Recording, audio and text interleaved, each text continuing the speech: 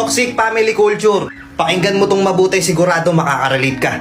Una, kapag yung mga kamag-anak mo hindi ka mapakinabangan, mayabang ka na kagad. Madamot ka na kagad. Sila yung mga tipong malakas mang utos sa'yo kapag meron ka. Pero pag dumating na yung panahon na ikaw naman yung nangangailangan, hindi ka na nila kilala. O eto pa, yung respeto nila sa'yo nakadepende lang yon kung may pera ka.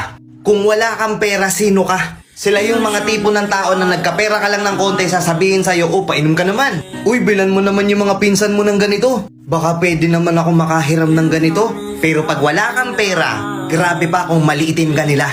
Naakala mo kung magyabang sila, napakayayaman na nila. Diba? O eto pa, meron tayong mga kamag-anak na gusto bumagsak ka. Ang gusto, ibaba ka. Real talk lang naman, diba? Na mas nakukuha mo pa yung suporta sa mga taong hindi mo kilala. Dadaan sa punto na sa mga kamag-anak mo wala kang makukuhang suporta. Pero pag dumating na yung panahon na tiba-tiba ka na, putang ina, akala mo ikaw yung pinakamaharlikang miyembro ng pamilya. Diba?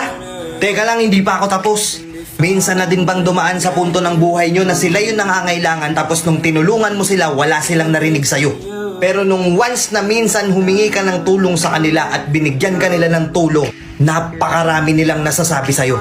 O eto, panghuli. Kapag pinilit mong maging masaya, gusto mo ng mapayapang buhay, nagpakalayo-layo ka, nag-focus ka sa sarili mo. Kapag dinisconnect mo na yung sarili mo sa kanila, ang tawag na agad sa'yo, mapagmataas ka na. Hindi ka na malapitan, hindi ka na ma-reach. Ayaw nila ng masaya ka eh. Ayaw nila ng may peace of mind ka. Gusto nila simula umpisa hanggang sa huli, papakainin ka nila ng katoksika nila. Yung mga matatanda na hindi ka pwedeng magpaliwanag sa kanila kasi pag nagpaliwanag ka, sasabihin sa'yo bastos ka. Na hindi mo pwedeng ipagtanggol yung sarili mo kahit alam mo naman sa sarili mo na tama ka.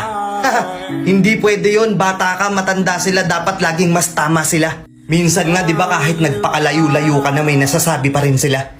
Aminin man natin o hindi, karamihan sa inyo na experience na to. Pero kung may mga kamag-anak kayong ganito, putang ina, wala silang pakialam sa buhay mo. Buhay mo yan. Huwag kang papayag na papalibutan ka ng mga taong hihilahin ka hanggang bumagsak ka sa pinakababa ng hagdan. At sa mga nakakapanood nito na ganito yung galawan, mahiya naman kayo.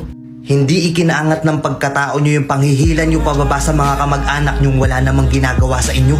Bakit hindi na lang kayo mag-focus sa sariling buhay nyo? Hindi yun nangingialam kayo ng buhay ng ibang tao. Diba?